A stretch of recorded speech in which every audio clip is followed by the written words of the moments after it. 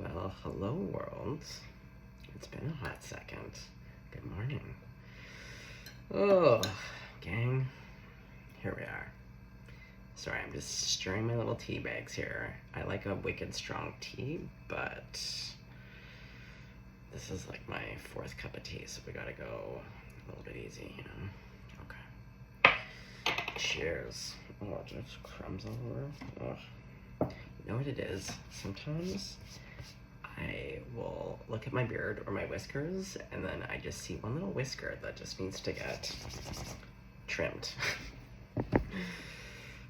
Okay, well, here we are. Let's have a sip of tea or coffee about it.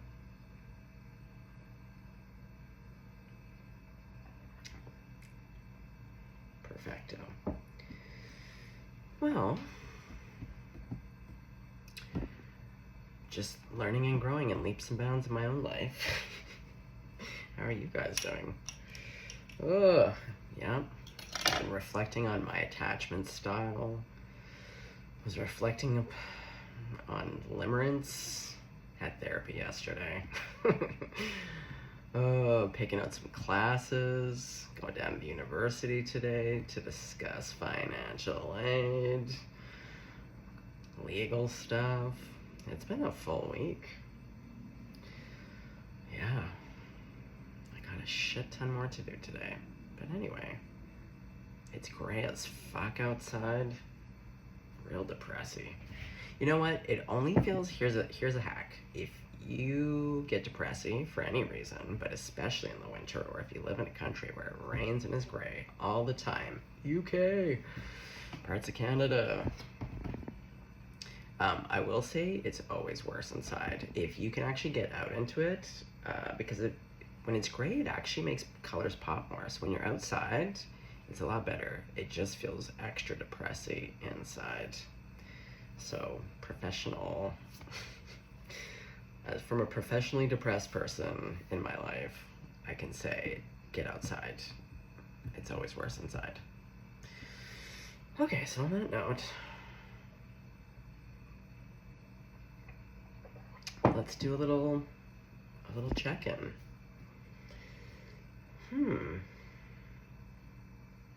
What's the vibe today, Grandmama? Let's do a little Kimmy K. I've been really, I've been getting real, getting real deep, real snoopy and scoopy with spirit into my own self. Like, guys, I know that love is like everyone's favorite topic. Like, what else is new? I get it. I'm there. We all love love. But when you ask the cards things like, what areas of my life am I unwilling to look at? Or like, what is my biggest block right now? In what ways do I sabotage myself? Oh, Spirit really loves those questions. You can get just beautiful readings from that. That's where I've been going. Oh, and I'm telling you, if you start your prayer by telling Spirit, please allow me to see and know the truth as it really is and not how I want it to be. If you start the prayer before you pull a couple cards, I'm telling you, the Spirit will not hold back. So anyways, I've been having my own epiphanies left, right, and center. Not epiphanies, but you know, you can always take it deeper. Anywho, here we are. Okay, well, hey, look, the Father just hopped right out. Who am I to argue with Spirit about that? Oh, the stone.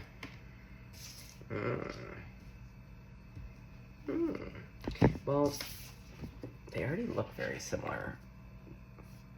Triangle.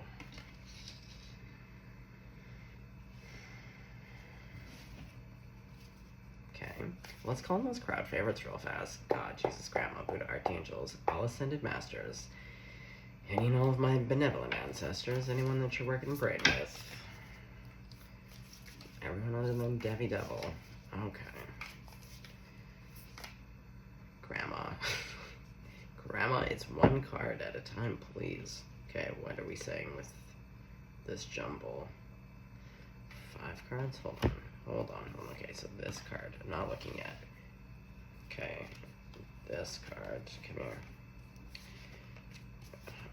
Okay, and then it was this card. And this card? Grandma, that's a lot of cards. Hold on, what card is it? This is wild. This is like way too many cards, Grandma. I don't know what to do with this. Is it this one or is it this one? 7 cards? No, Grandma, come on. Okay. It is 7 cards. I don't know what they are yet. Holy. This is what happens. You go away for several days just to do your life, and then the spirit gets chatty. Oh boy, here we go with the underworld. So that's going beside the stone. The box. And you know what? It's interesting. Oh, I should have said it because I was looking at the triangle, but I was like, a square. Well, I did. I got focused on the square, but there was a saying. Like, I wasn't thinking the square and the round peg, but I was like, oh, the triangle and the square. So then there is something here about the triangle and the square. Oh, but a pyramid, as seen from the very top, looks like a square. Oh, interesting. Oh, God, Spirit, here we go. Yeah, a pyramid, a 4-sided pyramid, and you can see the lines from the top. Oh, interesting. And then we have the underworld. Okay, what's next? The self, that's going underneath stone. Okay, so like, within the pyramid, the self, I feel like this is like this. Wow, wow, wow. Okay. The healer is going underneath the underworld. Look at these wormy worms to this like 3-headed snake. We got a lot of wrigglers here. Yeah, but again with this, well, soil worms, like, again, they take the feces and they make it into that good soil. Who can be mad about it? What's the last card? The heart. And this one I put in the center, and it's going underneath the self. Oh, does someone have a bit of a heart of stone? This black and white, the father energy. This is thrilling. Okay, well, we have to read. Where's the book? Right here. Oh. How beautiful. I mean, it's a lot of cards, but like, I don't know. And Kim writes so beautifully in this. Who can be mad about it? I'm not. He might be mad, but you gotta do you. Okay, father. The great father, the masculine, the protector. Wait, I just need a little sip of tea about it.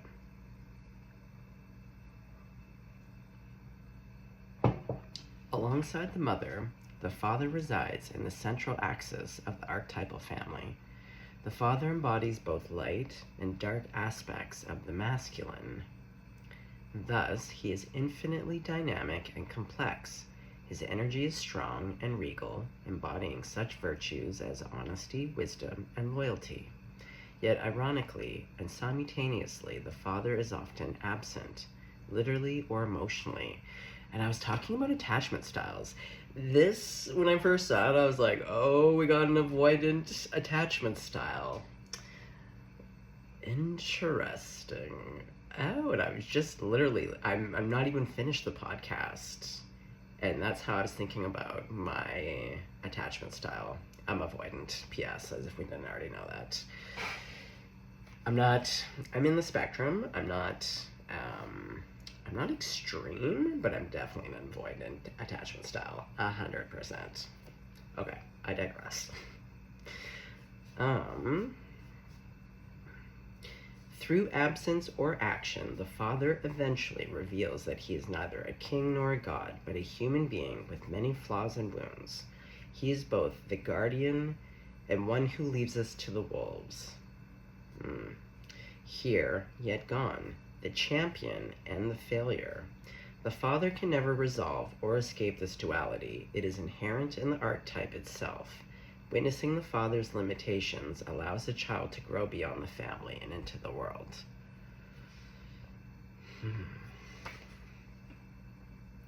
Become a student of this masculine energy. Watch the father in movies, in Shakespeare plays. See the father as a pattern, not as personal. But I feel like it doesn't necessarily have to be the father, but there's something here about see the thing as a pattern, not as personal.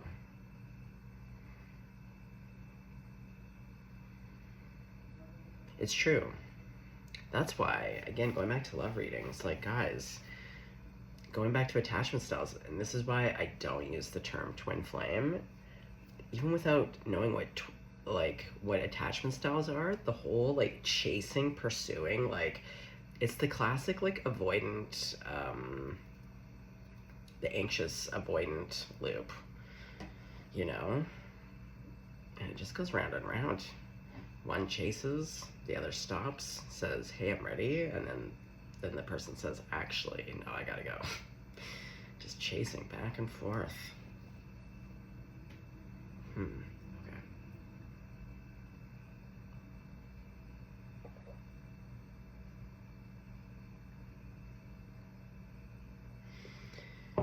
Okay, so keywords, excuse me.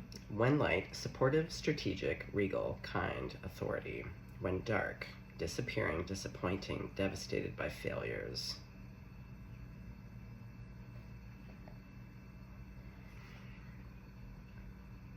Okay, well, let's see what his old stone has to say here. Oh, I'm excited to get to the box. Wait, what order do I want to read them in? Okay, I'll read the stone, but then I kind of want to read box first. Because I feel like that little triangle is about old Papa. Not literally. I mean, it could be literally, but...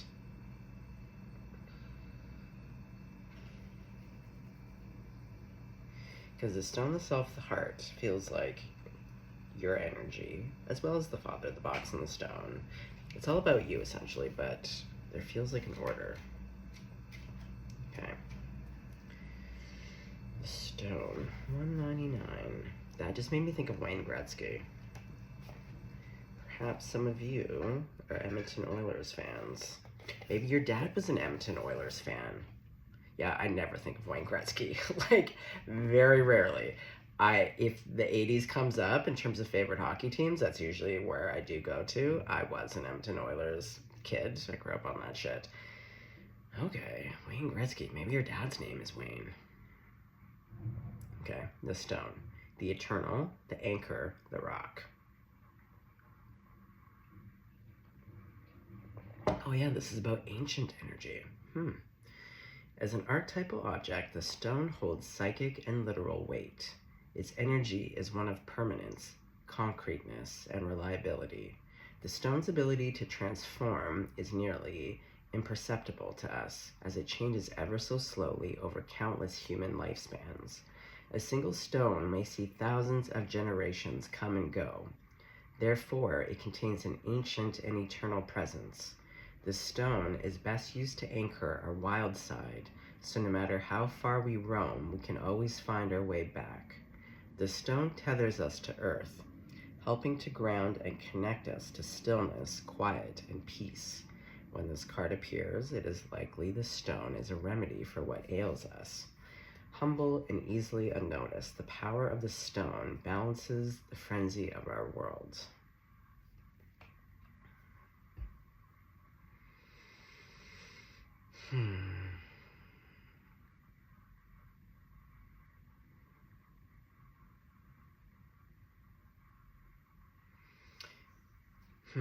Sorry, I'm looking at the 3 cards again.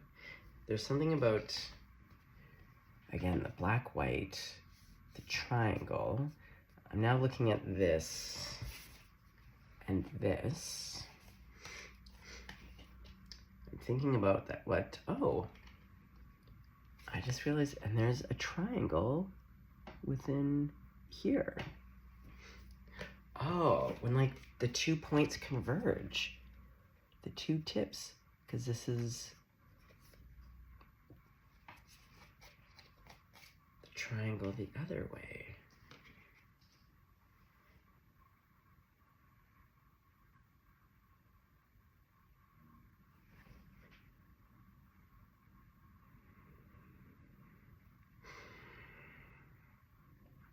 It's like you're in the middle of two major points converging, because I'm looking at the self.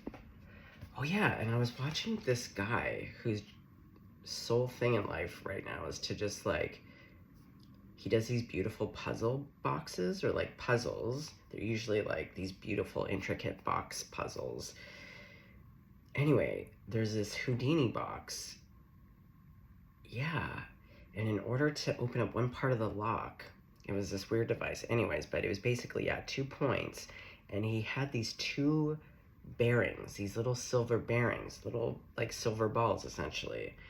And so he actually was able to balance the 2 balls in between these 2 points and then tighten. And I feel like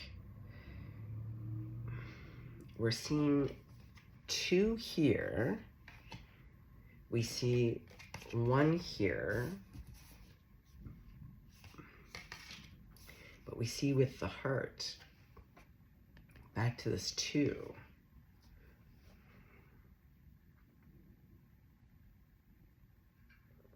Oh, I see. Spirit is kind of showing it to me as though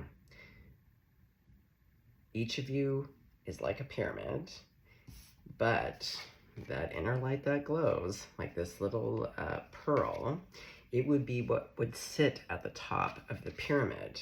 So like, it's like a cone of power, if you will. It's like the center point.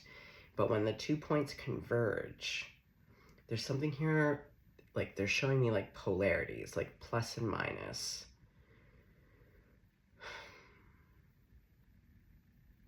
Oh yeah, both light and dark, embodying both.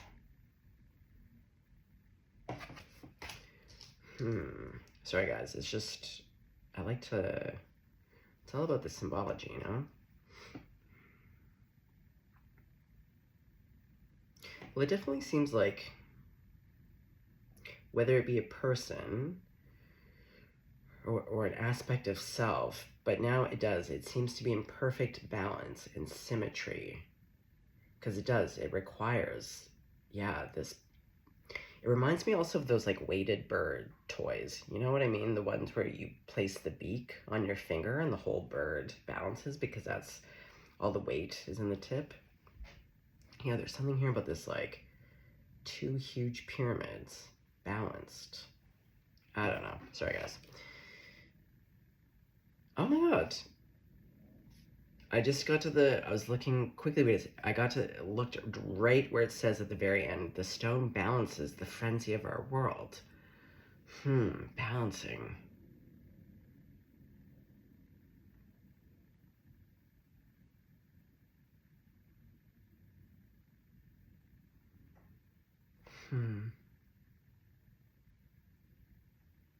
Oh, interesting, because the next card is the underworld, but it says here, yeah, in Jewish mourning tradition, stones are left at graves rather than flowers.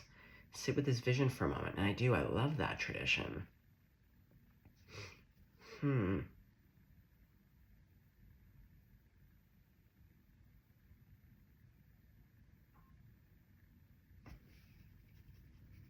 Okay, let's go to the box, and then we'll go to the underworld.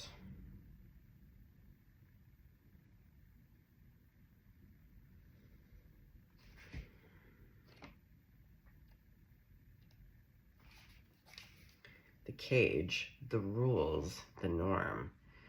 Oh, that's got Big Papa, patriarchal kind of energy all over it. Like, the rules, yeah.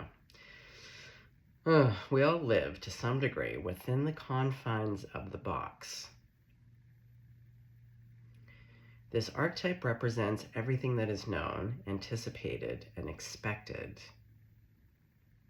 Sorry, I'm thinking about this as well as the pyramid, because the pyramid has so many ties to like esoteric teachings, yet the symbol itself presents as very masculine.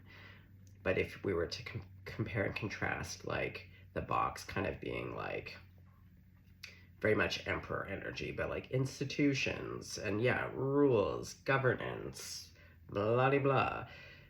But the pyramids are very different. Sorry, my brain is in overdrive.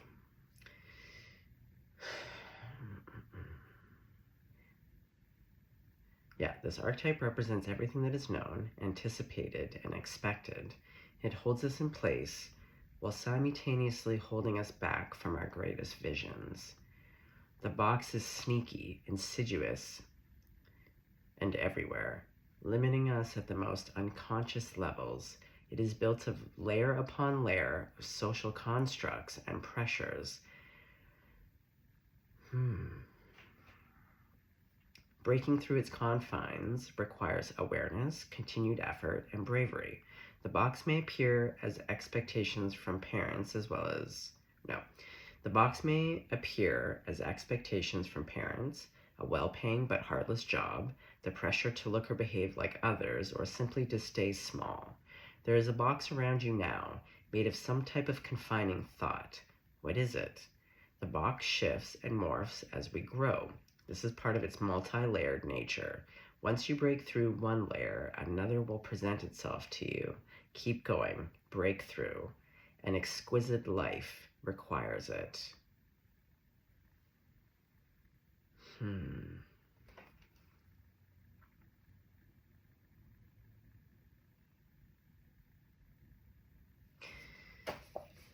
Well, it seems as though you're about to break out. And considering that the stone does talk about, like, generations, even going back to, like, attachment styles, and not that attachment styles have to come from childhood, like, they can, but they don't have to. But there does seem to be something here about generational stuff as well, plus the boxes that confine. But we see you breaking out. We have to get to the underworld, the healer. Yeah, okay. Let's keep going. Oh, baby. Underworld.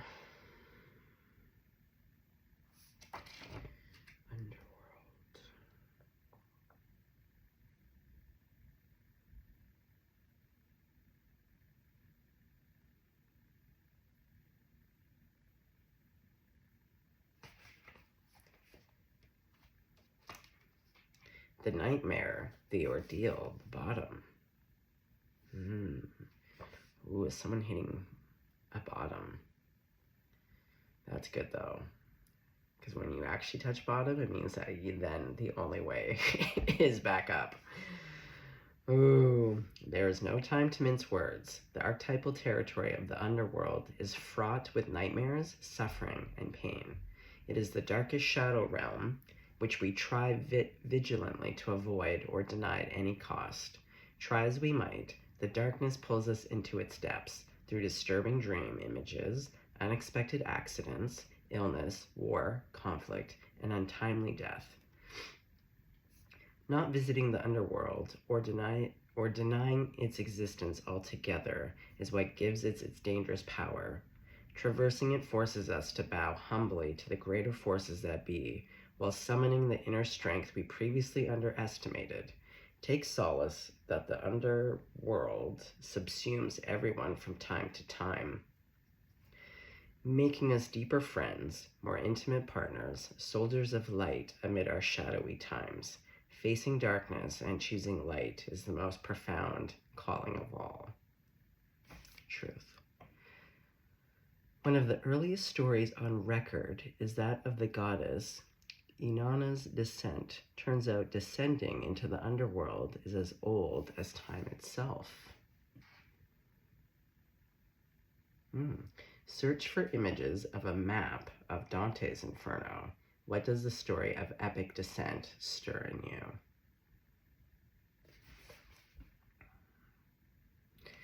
So, when light, bravery, depth, facing of deepest fears. When dark, denial, suppression, evil, unconsciousness.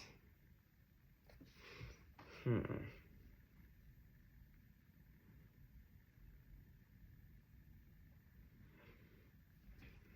right, let's go with the self.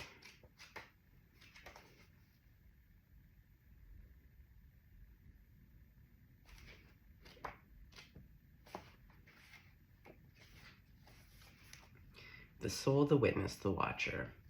The self is the prism. It's funny that the prism is beside essentially like the box, which is confinement, which to me is prison.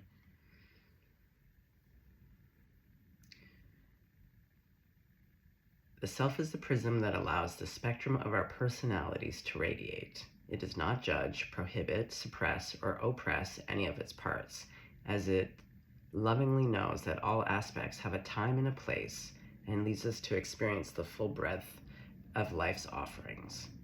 The self is a central, abiding container, the awareness of the infinite universe of possibilities. When this card appears, it's a call to step back into witness consciousness, to observe yourself navigating the world. Ask yourself, am I the stew or am I the chef? In most situations, our ego draws us into the cauldron where we swirl, spin, and smolder in chaos. Yet the self is a graceful culinary dancer, watching, waiting, observing, as the spectrum of ingredients becomes the flavor of our life. Look in the mirror for 30 seconds or more. Attempt to see the you behind the you. If this card is perplexing for you, you are on the right track. It challenges us to expand our sense of identity beyond the little self, and the ego resists such movement. So when light, witnessing, accepting new aspects of self. When dark, disjointed, fatigued, diffused energy and purpose.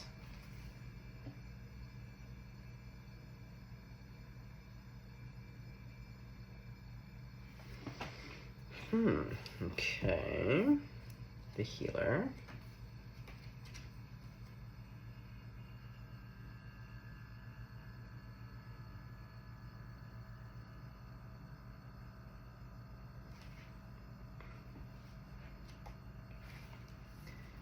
The Lightworker, the Gifted, the Old Soul.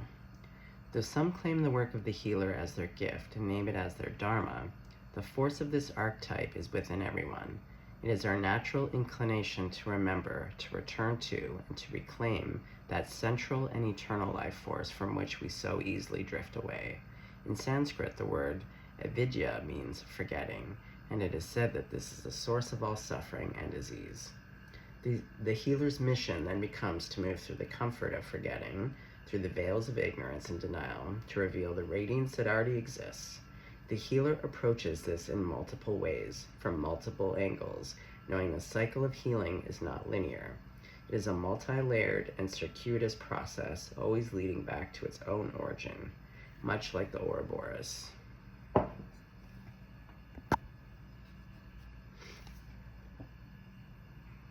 The wounded healer is not someone who was wounded and is now healed.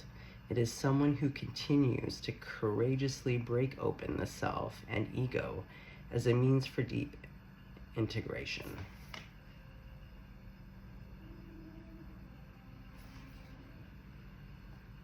When light, self-contained, grateful, awake. When dark, tired, needy, forgetting its own practice. Oh, and then we end on the heart. Just beautiful.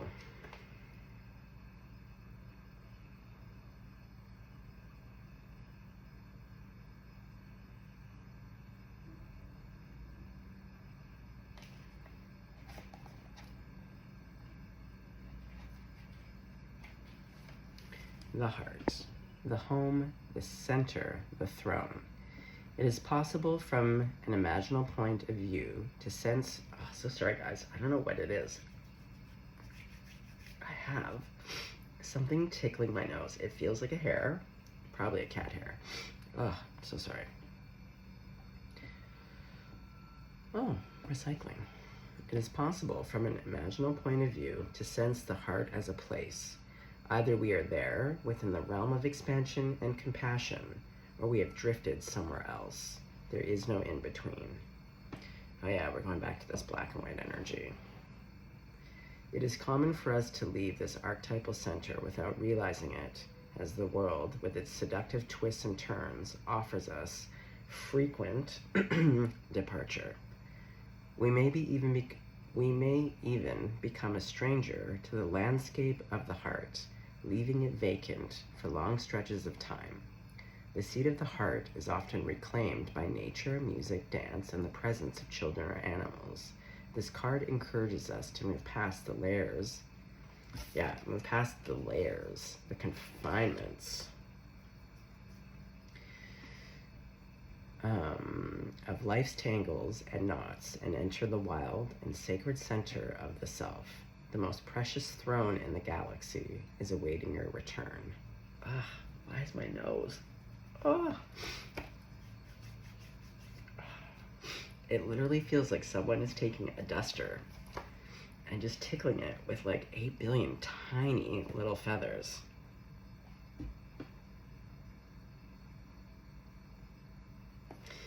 Well, what I'm really seeing, like, it's pretty obvious. It feels like a lot of, like, I got some people in the crowd doing the work. You're doing the work. It's generational. It's definitely got shit to do with the fam, but it's also about our own. Like, yes, we do mirror and pick from what is familiar from us, but we also have our own internal landscape, our own black and white thinking. And it can definitely be informed and shaped by all those said things like the generational family line. But like, that's the crazy thing. It's just by remaining curious and asking the real, what seems like not the fun questions. Like spirit, I'm telling you, if you want the clearest, most fulfilling, interesting readings, don't ask about love. Like, ask about, like, what am I failing to see about myself right now? You know, what is blocking me? What like, you can go in a million directions with that, but like asking those kind of things. And then even when it's pointed out though, asking more questions, but in a way that's playful, and to be like, like, I was using this deck for myself the other morning, and the cards that I pulled for myself, it just was so on point. It was like the Strength card to, what was it?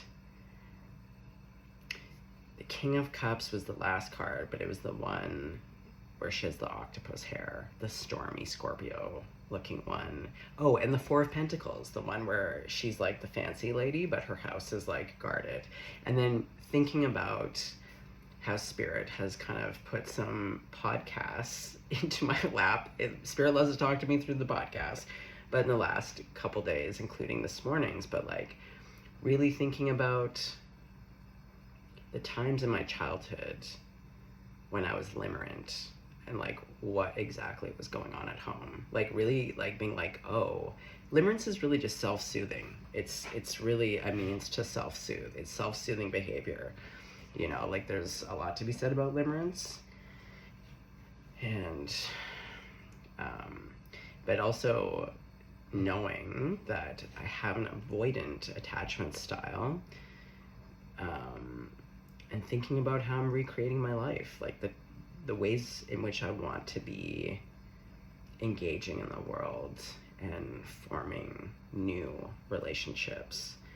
And just knowledge is power. And also just because you have something, like,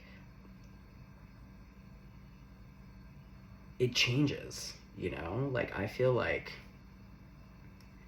I can still see the avoidant attachment style in me, but I've also done enough therapy in my life that, like, I recognize basically certain things. Like, even when I didn't know I had an avoidant attachment style, like, what I have always known to be true and that I just figured a way to work with is that, like, every single person that I seriously dated, there's always a point in my courtship where for about 7 to 10 days, I get really weirded out. And again, before I knew about attachment theory or anything, I just knew that I was like, and I would just talk to myself, I'd be like, dude, we know this happens every single time. We don't need to even figure out why. We just know that it happens. You don't need to take it too seriously. It's a response to something. But like, it's just this thing that happens, and then you get over it, and then it's fine. But like now that, I've done more therapy, I've read a lot more literature on things, but thinking, and it's just like, and it's true. Like, this is kind of the shitty thing. You bust through one barrier and then you come up against new stuff. But my own experience has shown and taught me that if you just remain open and just try like your very best to just not judge, that it's the judgment of ourselves and others that is so limiting. It keeps it really black and white and not accurate either, Because also, I don't expect I'm going to be an avoidant attachment style for the rest of my life. You know what I mean? Because really, in order to tackle things, you just gotta name it. Not be afraid to name it. And also, don't be afraid to have things change. Just follow the thread. Unravel a mystery. Well, I want... No, I'm gonna use this deck. Exactly. Okay. Grandmama, real quick. So, what is going on for the collective right now? Reminiscing. Yeah, this to me is and also because she's facing the past. So this to me is like, you're doing a lot of inner work right now. You're working on yourself. Like most people, you're just going back. And here's the thing about healing. Like, fuck, you can really rehash things, or like, you think sometimes, and then, I don't know, a million years later, you'll have a memory or something, you get like another piece to the puzzle, and you're like, oh my god, like, it's so obvious, but like, I don't know. My own experience is that everything is very incremental, and it's very exploratory. So I see you doing a lot of reflecting, and just like the threads on the balloon, again, I feel like it's making connections. And as this card indicated too, it's something to anchor into, to make sure that you don't get lost. Okay, well, that's good, because it's also a card of sweetness. So going back to the light and dark, the 2 points converging,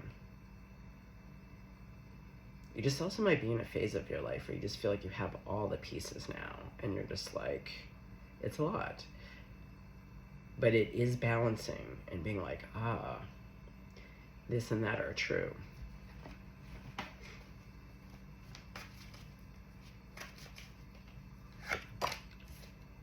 The Emperor. Now see, this is my Emperor, beautifully decorated. There is something here about being elevated, but also I really am getting avoidant attachment. It's coming through so strongly. And if you folks aren't familiar, I'm gonna actually link the podcast that I was listening to. She is this woman from Harvard. Anyway, very interesting. And she talks about, we were just really getting into the good stuff, but it made me think about it, and I was like, oh yeah, I'm totally an avoidant. I think there's something here, because I sense for a lot of you, like all of us, we all, I think for the most part, we want love. We want a romantic partner, but it does really help to understand our attachment styles.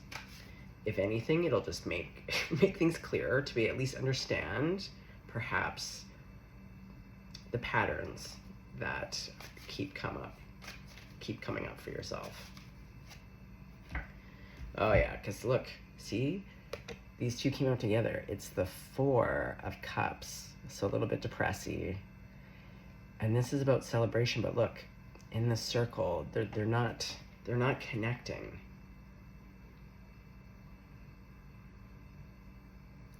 And you don't know how to get into that inner circle. But you want it. You want this type of intimacy. But, I mean, my own experience, and I'm only going to speak from my own experience. When I made the connection in my 20s that I picked unavailable people because I was unavailable, which is, again, kind of coming back to avoidance. To me, they're They're kind of one and the same. But I don't know. It was just something new to work with, you know? To be like, I want this thing on one hand, but I also know that there's a part of myself that doesn't want this thing because I'm picking things that, like, literally, you know? So, like, it gave me something to work with. But knowing that, like, it comes a lot of times from within. More, like, I would say 100% of the time. It's always within. Okay. So you're working on it.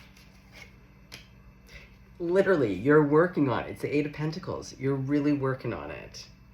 And you've been working on it for a while because she's looking to the past. And see, look, this big old mothy butterfly, like, just wants to be hugged. So this might be the insecure attachment style. I would say listen to the podcast that I'll link. Think about it. There's going to be a ton of literature. I'm always going to recommend, it can never hurt to like reach out to professionals, talk about it. See, look, attachment style. Oh, letting go, one stays. Yeah, there's something here about attachment styles, for sure. You're going to be successful, though. See? Just like Spirit Team is working with me. Like, you're going to be led. But in order to even get on the bird, you got to be curious. You got to be curious enough to be led, you know?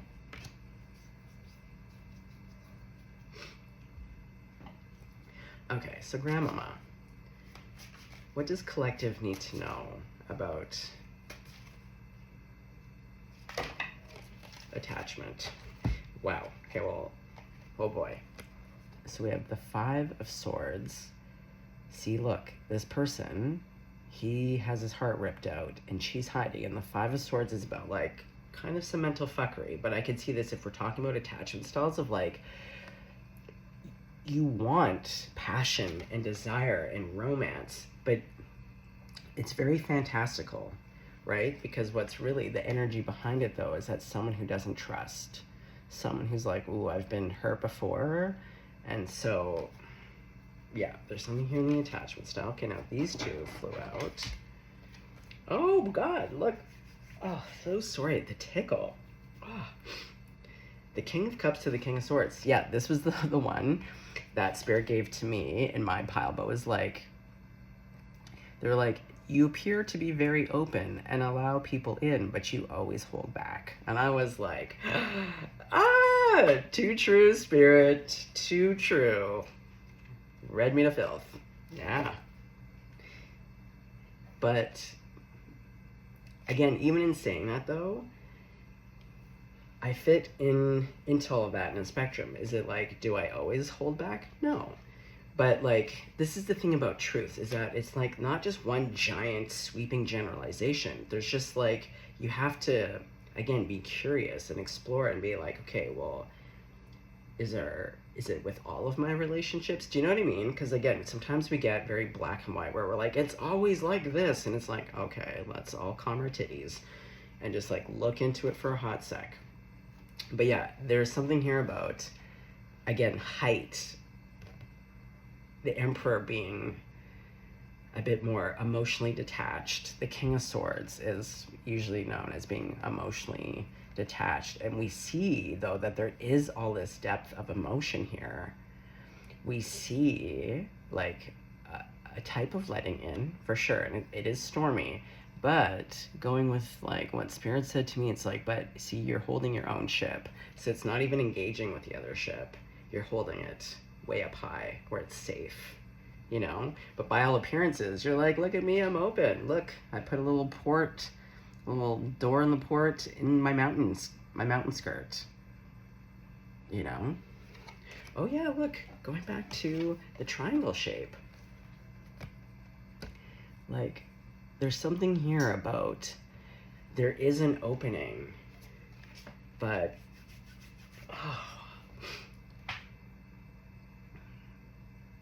there is a lot of emotion within you. A lot of depth. Very stormy. But also, as the water sign, but to be depicted by the octopus, like highly intelligent. So you're highly intelligent. You got the King of Swords, you got the Emperor, but we're seeing there's a disconnect, but you're working on it. You are working on it. Okay, so Grandma, tell me a bit more. Yeah.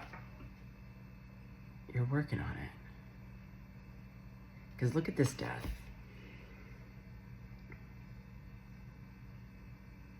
It's like the major organs have been replaced by flowers. Major organs.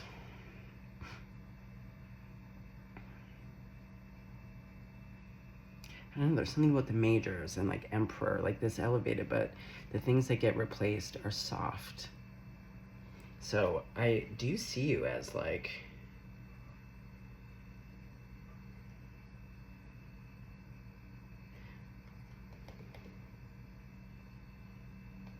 hold on, let me think about this.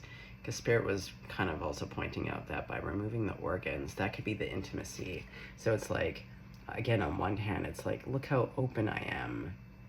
Look at all this softness, but it's actually not your softness. It's what's grown in place of your major organs. Does that make sense? But I do also read this as like, because we see a butterfly, there is a transformation. Okay, Grandma, talk to me about this transformation.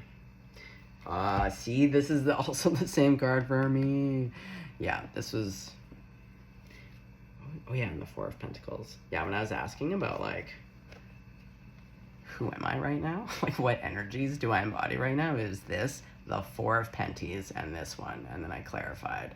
But it was around, yeah, like, also, for me, how Spirit was reading this for me was, like... You're putting your strength on this external thing, like in terms of symbolism. But in this card, you see like the lion is this like sad, kind of wimpy lion who's being soothed. But what Spirit was saying was just like, this person is the one who's actually like fine. But by all intents and purposes, one would think that this is like the strong one, but it's actually her, you know? And she's having to comfort this like archetype of strength. So what I heard from Spirit was that like, I'm a lot stronger than I think that I am, even though I do know. But like, that's the thing, we know sometimes, but it's not the same as knowing. We know of. But yeah, and that like, what else is new? Oh, I struggle to trust people, so yeah, do I hold back a bit? Absolutely. But am I open? That's what's confusing for people. Am I an open book? Absolutely. But does that mean that I personally feel intimately connected with all the people that I share things with? No. So, it might be like me. Yeah.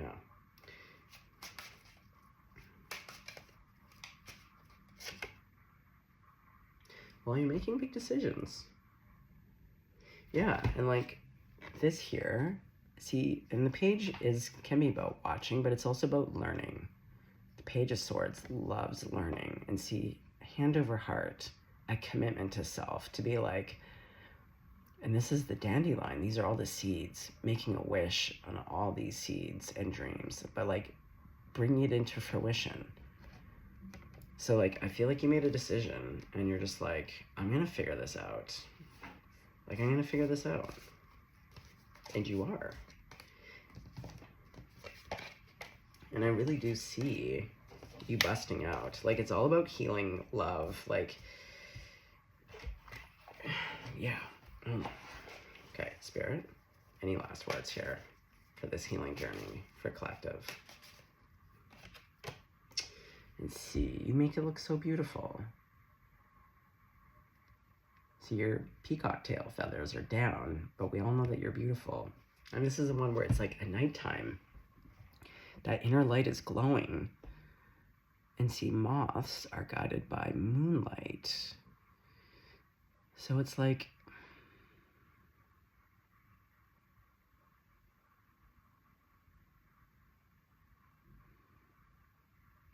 yeah, allowing your emotional landscape to guide you.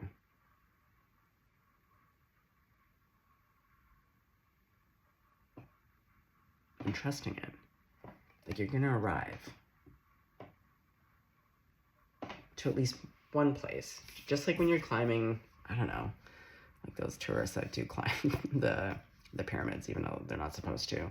I feel like you get to like steps, you turn around and you're like, whoa, I've really climbed a distance. Yeah. I don't know. I see you as doing the work. I see this as really beautiful. I do think you're going to be looking into. There's something here about attachment style. I think that's going to give you a next big chunk of something to work with, or to like bridge something, or to like set you free a little bit. Okay. Well, on that note, I gotta go. I gotta go do a bunch of stuff. But that was fun. And yeah, I'll be back. I will be back. Okay, stay blessed, stay golden.